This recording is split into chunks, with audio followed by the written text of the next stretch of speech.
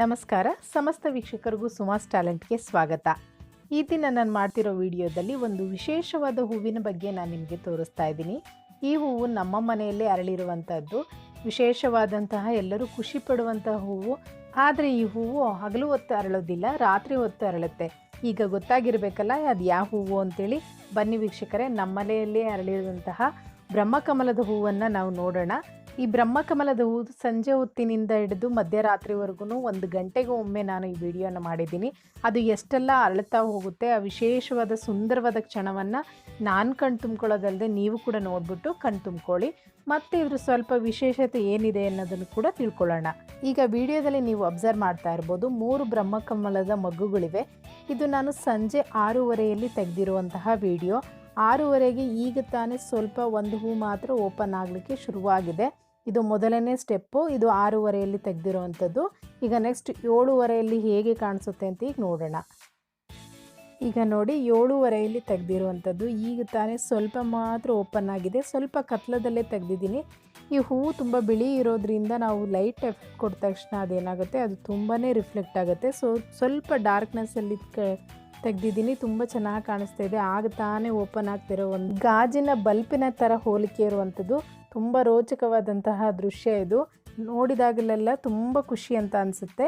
ಈಗ ನೆಕ್ಸ್ಟು 8:30ಯಲ್ಲಿ ಇದು ಹೇಗೆ ಕಾಣಿಸುತ್ತೆ ಅಂತೇಳಿ ಈಗ ಒಮ್ಮೆ ನೋಡ್ಕೊಂಬರೋಣ. ಈಗ ಸುಮಾರು 8:30 ಸಮಯದಲ್ಲಿ ಇನ್ನೊಂದು ಸ್ವಲ್ಪ ಇದು ಓಪನ್ ಆಗಿದೆ. ನೋಡಿ, ಲೈಟ್ ಹಾಕಿದ ತಕ್ಷಣ ಅದು ಬಿಳಿ ಇರೋದ್ರಿಂದ ಹೂವು ಅದೇ ಸಹಿತ ರಿಫ್ಲೆಕ್ಟ್ ಆಗುತ್ತೆ. ಆದರೂ ಸೈಡಿಂದ ಟ್ರೈ ಮಾಡ್ತಾ ಇದ್ದೀನಿ ತೆಗಿಲಿಕ್ಕೆ ನಿಧಾನವಾಗಿ. ತುಂಬ ಚೆನ್ನಾಗಿ ಕಾಣಿಸ್ತಾ ಇದೆ. ಇದು 8:30ಯಲ್ಲಿ ಕಂಡಂತಹ ದೃಶ್ಯ. ಈಗ 9:30ಯಲ್ಲಿ ಹೇಗೆ ಕಾಣಿಸುತ್ತೆ ಅಂತ ನೋಡೋಣ. ಈಗ ರಾತ್ರಿ 9:30 ಸಮಯ. ಇನ್ನೇನು ಪೂರ್ತಿಯಾಗಿ ಅರಳೋಕ್ಕೆ ಶುರುವಾಗೋಂಥದ್ದು ಈ ಸಮಯದಲ್ಲ. ಈಗಾಗಲೇ ತುಂಬ ಚೆನ್ನಾಗಿ ವಾಸನೆ ಕೂಡ ಬರ್ತಾ ಇದೆ. ನೋಡಿ, ಇದು ಒಳಗಡೆ ಎಷ್ಟು ಚೆನ್ನಾಗಿ ಸುಂದರವಾಗಿದೆಯಂಥ ಹೂವು. ಈ ದೃಶ್ಯವನ್ನು ನೀವು ಸಹಿತ ಕಣ್ತುಂಬ್ಕೊಳ್ಳಿ. ಈಗ ರಾತ್ರಿ 9:30. ಈಗ 10:30ಗೆ ಹೇಗೆ ಕಾಣಿಸುತ್ತೆ ಅಂತ ನೋಡೋಣ. ಇದು ರಾತ್ರಿ 10:30ಯಲ್ಲಿ ತೆಗೆದಿರುವಂಥದ್ದು. ಇನ್ನು 1 ಗಂಟೆಯ ಒಳಗೆ ಇದು ಪೂರ್ತಿಯಾಗಿ ಅರಳುತ್ತೆ. ನೋಡಿ, ತುಂಬ ಚೆನ್ನಾಗಿದೆ ದೃಶ್ಯ. 3ನೇ ಹೂವು ಕೂಡ ತೋರಿಸ್ತಾ ಇದ್ದೀನಿ.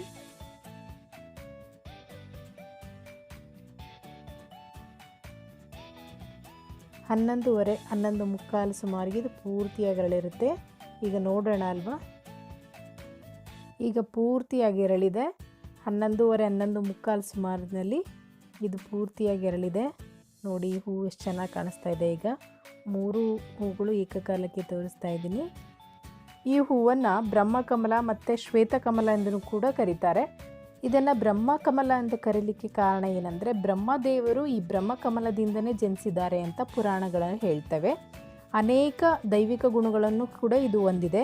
ಪೂರ್ಣವಾಗಿ ಅರಳಿದಾಗ ಇವುಗಳನ್ನು ಪೂಜಿಸುವುದು ಉಂಟು. ಈ ಹೂವು ಬಿಳಿ ಬಣ್ಣದಿಂದ ಕೂಡಿರೋದ್ರಿಂದ ಇದನ್ನು ಶ್ವೇತಕಮಲ ಎಂದು ಕೂಡ ಕರೀತಾರೆ. ಇದು ಶಿವನಿಗೆ ತುಂಬ ಇಷ್ಟವಾದಂತಹ ಹೂವು. ಇದಷ್ಟು ಈ ಬ್ರಹ್ಮಕಮಲದ ಬಗ್ಗೆ ಸಿಕ್ಕಂತಹ ಮಾಹಿತಿಗಳು. ವೀಕ್ಷಕರೇ, ಈ ವಿಡಿಯೋ ಇಷ್ಟವಾದ ದಯವಿಟ್ಟು ಲೈಕ್ ಮಾಡಿ, ಬೇರೆಯವ್ರಿಗೂ ಇದನ್ನು ಶೇರ್ ಮಾಡಿ, ಅವರು ಕೂಡ ನೋಡಿ ಖುಷಿ ಪಡಲಿ. ಮತ್ತು ನಮ್ಮ ಚಾನಲನ್ನು ಸಬ್ಸ್ಕ್ರೈಬ್ ಮಾಡಿಕೊಂಡು ವಿಡಿಯೋವನ್ನು ನೋಡಿದ್ದಕ್ಕೆ ಧನ್ಯವಾದಗಳು.